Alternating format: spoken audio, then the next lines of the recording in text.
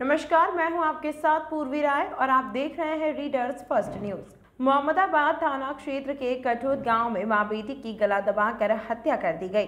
IG Varanasi और police अधीक्षक ओमवीर सिंह ने बताया कि सोमवार की सुबह सूचना मिली कि कठोद गांव में 2 महिलाओं का शव मिला है।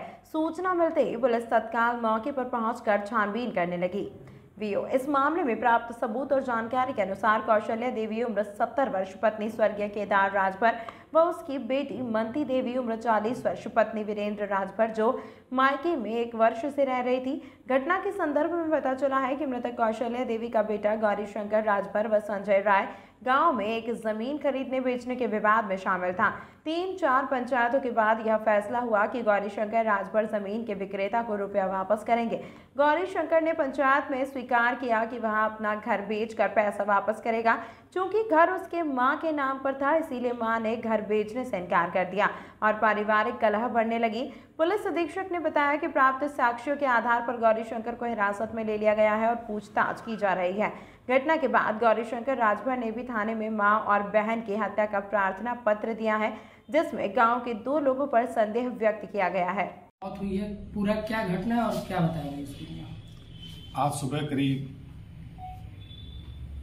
पौने छः बजे के करीब एक सूचना प्राप्त हुई थी थाने पे कि कठौत गांव में 2 महिलाओं का शव घर में पड़ा हुआ है। इस सूचना पर तत्काल थाना प्रभारी गए। जो जानकारी वहाँ प्राप्त हुई है वो ये था कि उस घर में 2 महिलाएं थी, कौशल्या देवी और उनकी बेटी मालती।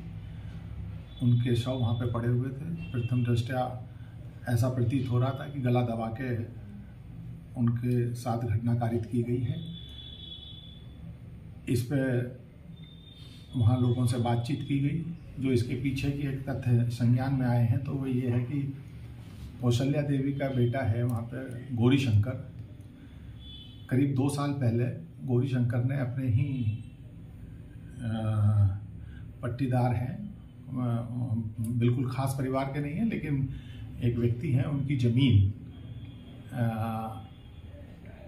गांव के ही एक मुसाफिर राम को बिकवाई थी, जिसमें करीब 23 लाख का आदान प्रदान हुआ था। उस पैसे के बारे में ये कहा जाता है कि जो खरीदने वाला है उसने पैसा दिया, लेकिन जो ज़मीन का असली मालिक था उसके पास पैसा नहीं पहुंचा।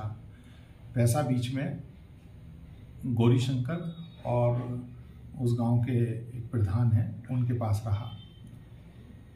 पिछले 2 साल से इसमें पंचायत चल रही थी। उस पंचायत में गौरी शंकर ने ये स्वीकार किया कि आधा पैसा उसे देना है, लेकिन गांव में भी सामान्य रूप से लोगों से बात की गई है तो सबका ये कहना है कि सभी पंचायतों में उसने स्वीकार किया, लेकिन उसके पास अब पैसा, अभी ये विवेचना का विषय कि उसने पैसा कहाँ खर्च किया, लेकिन पैसे वो इस समय दबाव में था और मकान बेच के ही पैसा देने की स्थिति में था, क्योंकि मकान उसकी माताजी के नाम था।